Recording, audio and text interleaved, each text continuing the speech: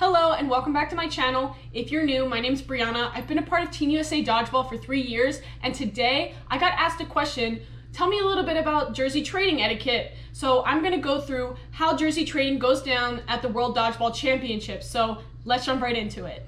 So the World Dodgeball Championships is the highest level of dodgeball currently played. It's the highest level tournament, and basically it's tradition at the end of the tournament to trade jerseys with other players. And this is usually happening between the gold medal match and the medal ceremony. When everyone is done playing, there's a little bit of time where everyone goes and does their trades. And it's actually not just jerseys. There's definitely players that have traded warm-up gear or like team attire. So it's a shirt that says Team USA or whatever. They'll trade for it usually. There's somebody that wants it. So there's two main ways that players will go about trading jerseys. And the first one, which is the most popular way and the way that most players do it, is you wait till you're at the tournament. There's a couple opportunities where you meet players. So you have your meet and greet that always happens the day before the tournament starts, or during the tournament you kind of walk by everybody. Like there's no set area for each country. And then also like after you play them, there's always a little bit of a break in between games where you could go up and ask somebody. Or of course on the very last day, after the medal matches have finished and everyone's waiting for the medal ceremony to start, everyone's kind of lounging around and you can go up to players and ask. But at the end of the day, no matter when you ask them, you don't actually trade the jerseys until the last day. A lot of players wear all the jerseys that they bring, and so they can't trade before that. Some teams don't allow you to trade until the last day because you're not supposed to reveal like playoff jerseys and whatnot before. So players will wait to see which jersey they want, if they want the round robin one or the playoff one. So it's always like you can secure the trade beforehand. Like, hey, do you want to trade with me? Yes, okay, we'll meet up the last day and figure it out. But you always actually do the trade the last day. And then the second way that players would trade is before the tournament ahead of time. So countries always post their teams a few months before the tournament, so you already know which players made the team. And then once you know you made the team, and say you've always admired this player on Team Malaysia and you want to trade with them, you can connect with them on social media, Facebook, Instagram, whatever they use, and reach out and secure a trade.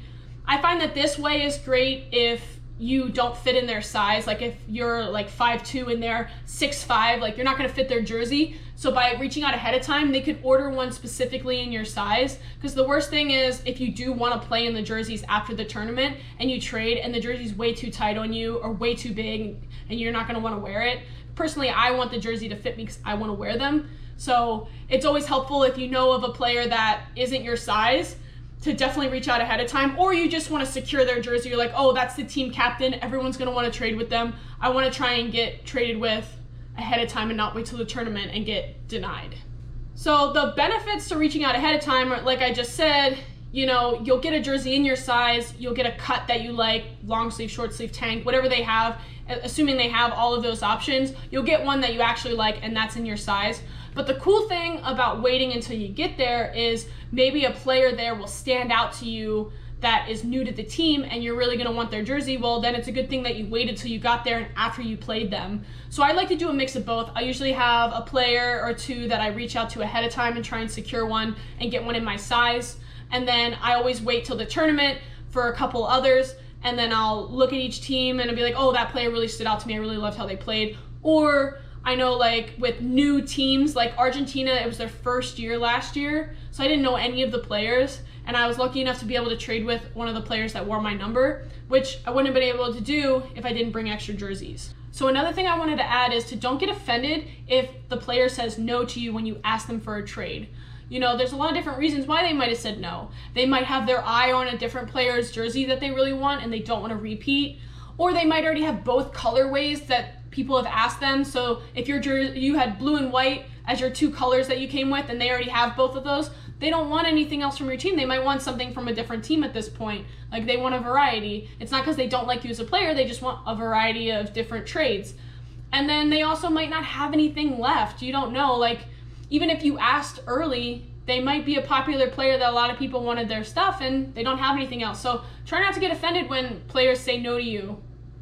I hope you enjoyed this little insight on how trading goes down at Worlds. If you did, please give this video a like and subscribe to my channel. It does help get my content out there. And then drop a comment with any other dodgeball topics you'd like me to cover, and I'll see you guys at the next one.